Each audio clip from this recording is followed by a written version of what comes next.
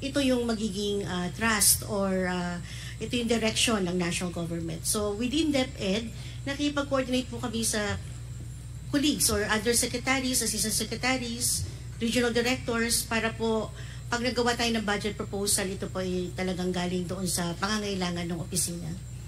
And proposing amount per line item,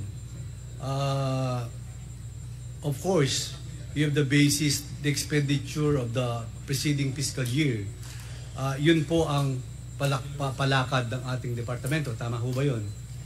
Kasama po sa budget call ng Department of Budget and Management yung tinatawag na Tier 1. Tier 1, ibig sabihin, i-continue nyo yung operation ng na lagi pong kailangan ng ahensya. So Tier 1 po yung mga regular programs. Tama po, Your Honor.